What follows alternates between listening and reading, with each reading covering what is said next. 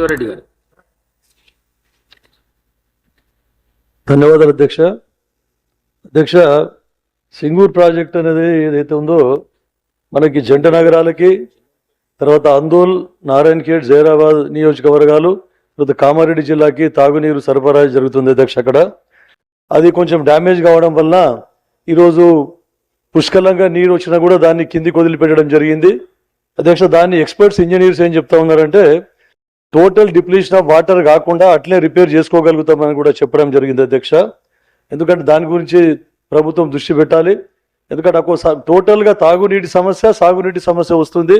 మొత్తం నీళ్ళు ఒకవేళ మనం వదిలిపెట్టేస్తే దాన్ని ఆల్టర్నేట్గా ఏ విధంగా మనము ఆలోచిస్తామో దాని గురించి ఆలోచించవలసిన అవసరం ఉందని ఆలోచించాలి ప్రభుత్వం అని చెప్తా ఉన్నాను అధ్యక్ష. తర్వాత దాని మీద ఉన్న లిఫ్ట్ ఇరిగేషన్లు కూడా నిరుపయోగంగా మారిపోతాయి నీళ్ళని వదిలిపెట్టేస్తే. తర్వాత దాంట్లో ప్రపోజ్ చేసినటువంటి లిఫ్ట్ ఇరిగేషన్ బసవేశ్వర ప్రాజెక్టు ఏదైతే ఉందో ఇప్పటి వరకు దానికి నిధులు కేటాయించలేదు అధ్యక్ష. దానికి నిధులు కేటాయించి దాన్ని ముందుకు తీసుకుపోవాలి. మా ప్రాంత ప్రజలకు మొత్తం 1,60,000 ఎకరాలకు సాగునీటిని ఇచ్చే విధంగా అది రూపుదిద్దించింది కాబట్టి దానికి బడ్జెట్ కేటాయించాలని చెప్పేసి కోరుతా ఉన్నాను అధ్యక్ష.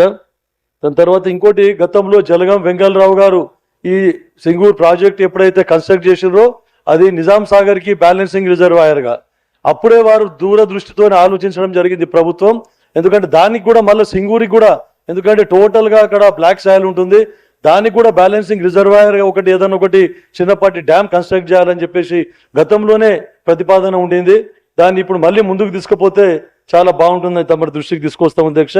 ఇంకో అధ్యక్ష, రోడ్స్ ఒకటి, టోటల్ ఫారెస్ట్, తర్వాత ఎన్నో మనం శాంక్షన్ చేసుకుంటాం సిఆర్ఆర్లో రోడ్స్, R&Bలో రోడ్స్, కానీ ఈ ఫారెస్ట్ డిపార్ట్మెంట్ వాళ్ళు క్లారిటీ ఇవ్వకపోవడం వల్ల కాంట్రాక్టర్స్ ముందుకు రాక పనులని ఆగిపోతా ఉన్నాయి అధ్యక్ష.